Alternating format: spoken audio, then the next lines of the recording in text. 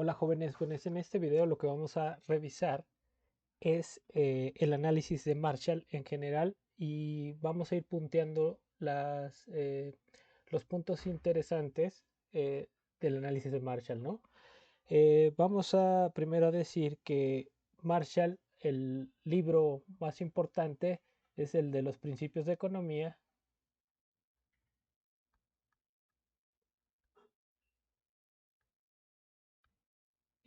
que lo escribe en 1890, más o menos. Bueno, en este libro, Alfred Marshall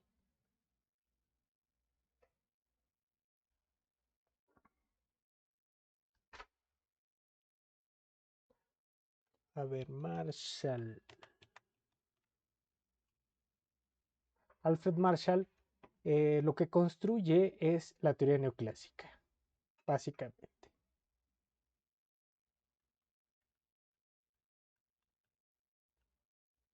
Y la teoría neoclásica viene siendo ese vínculo o esa fusión entre el marginalismo, ¿sí? En tanto que Marshall retoma el principio marginal de la teoría marginalista y la incorpora a la teoría clásica del costo de la producción o del equilibrio clásico del mercado. ¿Sí? Entonces, esa teoría neoclásica se vincula o se crea a partir del marginalismo, del uso del principio marginal y de la teoría clásica. Entonces, en ese libro, Marshall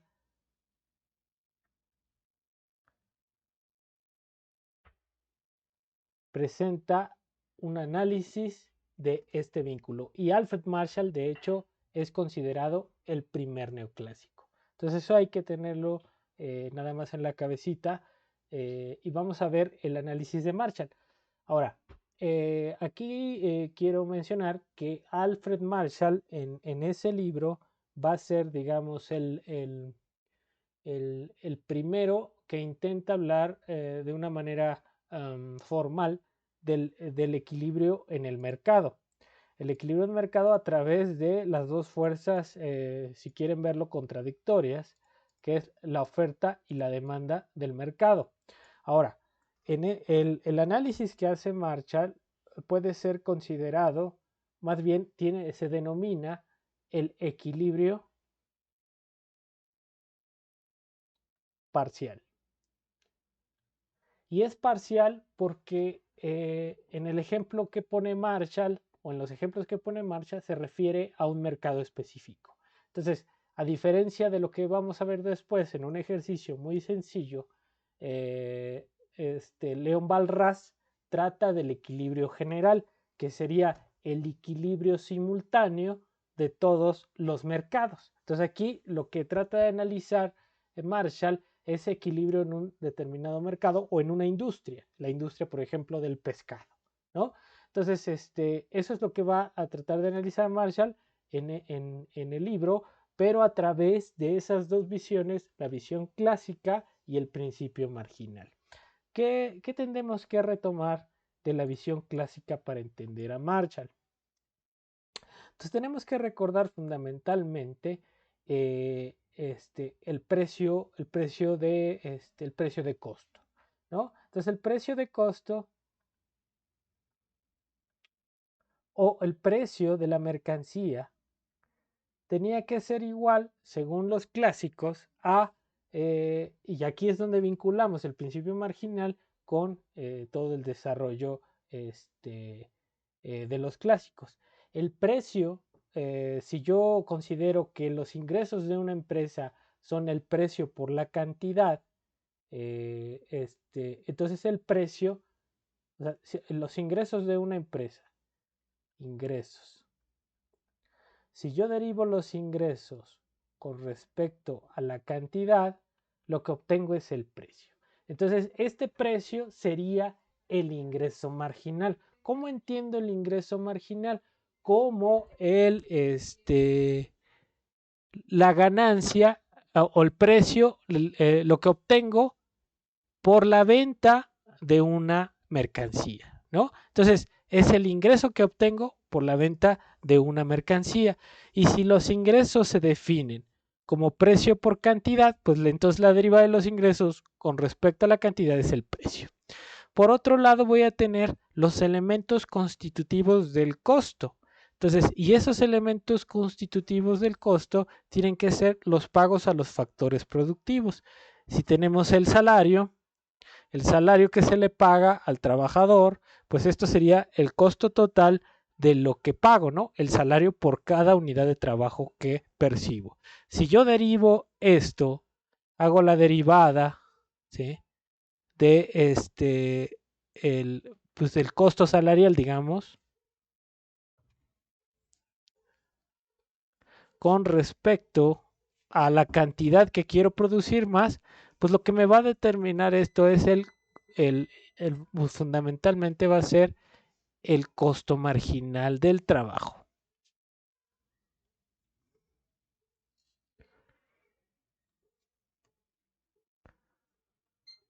¿Y cómo entiendo al costo marginal? Como el incremento en el costo por una unidad más de trabajo, dado que cuando quiero producir más necesito contratar más. Y a esto le tengo que sumar que el costo, similarmente, marginal del capital. ¿Sí? Entonces, en en esta idea clásica, ¿no? Aquí estamos considerando el costo marginal del capital como el costo adicional cuando yo necesito más capital, dado que voy a producir más, ¿no? Entonces, por una unidad de capital. Y acuérdense que aquí el capital lo podemos considerar como todas las herramientas, maquinarias, equipo que se necesita para producir. Entonces, en esta visión ya neoclásica, pues el precio de las mercancías, ¿sí? Depende tanto del costo marginal del trabajo como el costo marginal del capital. Podríamos sumarle también el costo marginal del uso de la tierra, ¿sí? En términos de los insumos que se necesitan, por ejemplo, para producir, ¿sí? Entonces, si quiero producir más, demando más tierra, ¿sí? Y el hecho de usar más tierra, pues me acarrea un costo. Entonces, todos estos costos marginales hablan del incremento en el costo cuando utilizo una unidad más del factor específico, ya sea que tierra, trabajo y capital, ¿sí? Al igual que lo que decía Ricardo, por ejemplo, ¿no? Entonces, al final, el precio de la mercancía, ¿no? Según los clásicos y los neoclásicos, pues es un precio, digamos, justo. ¿Por qué? Porque remunera ese precio que pago yo por el producto es igual a lo que me cuesta producirlo, ¿no? Y aquí ciertamente no habría ganancia. Entonces volvemos al problema de la ganancia. Nosotros sabemos que Marx rompe con la idea de que al trabajador se le paga este costo marginal del trabajo, ¿no? Porque al final al trabajador no se le paga su trabajo, su desgaste, se le paga solamente un equivalente para reproducir su fuerza de trabajo, que es un salario para comprar cierta cantidad de bienes, pero no se le está remunerando por ese trabajo que está proporcionando. Entonces, Marx lo discutimos, la fuente de la ganancia se encuentra aquí en el proceso productivo. Para los clásicos neoclásicos no está aquí porque el precio solamente representa cubrir los costos de la producción, ¿no? Entonces, parece que ahí vamos. Entonces, esa es una parte que habría que explicar en el sentido de cómo se forman los precios y cómo digamos, se concibe en términos neoclásicos al precio de producción, ¿sí? O sea, se puede elaborar más, pero con eso es suficiente para que ustedes entiendan la lógica de de la teoría. Ahora, vamos a ver una cosa que es importante y que tiene que ver con la demanda. Entonces, nosotros habíamos dicho desde el punto de vista marginalista que la demanda pues depende fundamentalmente de la utilidad, ¿no? Y que la utilidad es una cuestión subjetiva. Y en los videos anteriores habíamos mencionado que la utilidad es decreciente. Entonces hablábamos de la utilidad marginal decreciente. Entonces yo puedo tener, por ejemplo, la preferencia por un cierto bien, por ejemplo, el chocolate, y que lo puedo llamar X, ¿no? Entonces, el bien X representa el chocolate, ¿sí? Y a mí me produce utilidad consumir chocolate. Entonces, yo puedo expresar a ese chocolate como una función de utilidad. Entonces, la función de utilidad que depende del chocolate me va a medir qué tanta utilidad me está dando el consumo de cierto chocolate. Entonces, aquí yo puedo medir la utilidad del chocolate y acá abajo voy a poner la cantidad de chocolate que consumo. Así de sencillo. Entonces, a medida que yo voy avanzando en el consumo del chocolate, aquí lo voy a poner así, puntito, puntito, puntito, cada unidad, digamos, equivalente. Entonces aquí, primer chocolate, 2 chocolates, 3 chocolates, 4 chocolates, 5, 6, 7, 8, 9 y 10, ¿ok? Entonces, el primer chocolate en general me va a dar más utilidad. Entonces vamos a poner que me da la utilidad aquí, digamos, de un nivel, no sé, de 10 para que quede. Entonces, el primer chocolate me da toda esta utilidad que lo voy a poner aquí. Entonces, ese es el primer chocolate. Me da todo este nivel de utilidad. Pero el segundo, pues digamos que ya no me va a dar 10, me va a dar 8.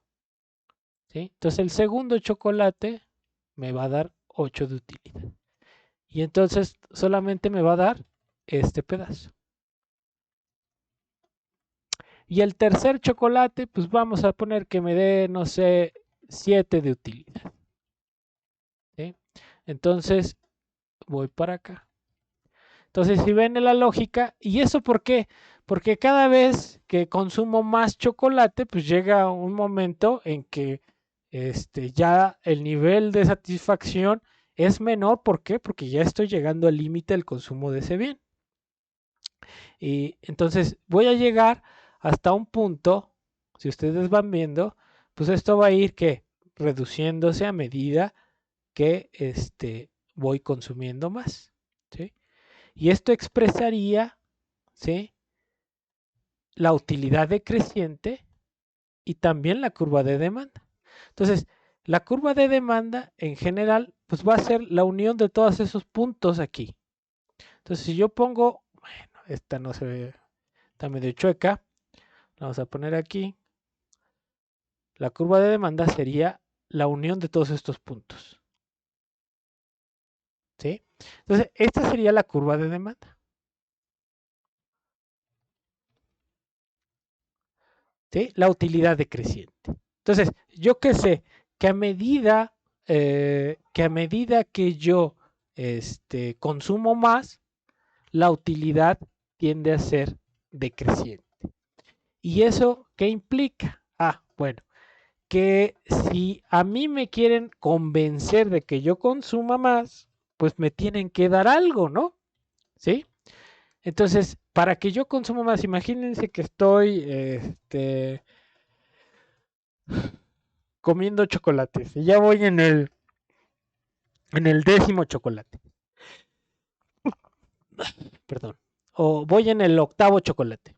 Entonces, si voy en el 8º chocolate, pues yo ya estoy, digamos, llegando a mi punto de saciedad. Y entonces, ¿qué me haría, qué me convencería de que qué me convencería de que consumiera más chocolates? Pues tal vez, por ejemplo, un premio, ¿no? Que me dieran un premio por consumirme, no sé, 11 chocolates, ¿no? Pero básicamente sería lo siguiente, ¿no? O sea, un premio es algo, es un dinero, lo que sea, ¿no? Pero entonces, los chocolates en general pues tienen un precio, ¿sí? Entonces, para que yo consumiera más, pues lo que tendrían que hacer es bajarle el precio a ese chocolate para que yo lo consumiera. Entonces, esta curva de utilidad decreciente, pues en general la vamos a ver representada en un gráfico así, ¿sí? Donde voy a tener acá el precio y la cantidad. Entonces, y voy a ver una curva así.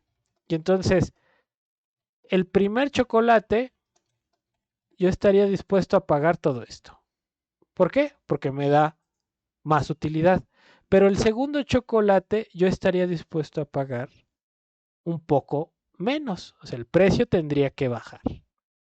¿Sí? ¿Por qué? Porque cada vez que consumo, la utilidad decrece. ¿Sí? Entonces, esa es la idea en la curva de demanda, que viene de la utilidad marginal decreciente. ¿Sí? Entonces, para que yo consuma más, necesitan bajarle el precio. Y así se va, ese es el locus. El locus es de que si quiero consumir más, pues tendrían que bajarle el precio. ¿Sí? ¿Sí? Entonces, esa es la idea, digamos, básica que estaría detrás de la curva de demanda. Y aquí podríamos cortarle aquí nada más para que quedara esta idea. A partir de la curva de utilidad marginal decreciente, podemos obtener una curva de demanda con pendiente negativa que relaciona negativamente o de manera inversa el precio con la cantidad. Entonces, si quieren que yo consuma más, tiene que bajar el precio, ¿no? Entonces eso relaciona esas dos fuerzas, precio y cantidad. Bueno, aquí le dejamos solamente para después en otro video terminar el ejemplo de Marshall, pero ya con esta idea de la curva de demanda, ¿sí? ¿A partir de qué? De lo que ya sabíamos de la utilidad decreciente, ¿no? Entonces, este es un concepto que sigue manteniendo esa visión subjetiva. La curva de demanda es producto de esa visión subjetiva. Entonces, bueno, aquí le dejamos y les mando otro videito de Marshall. Saludos.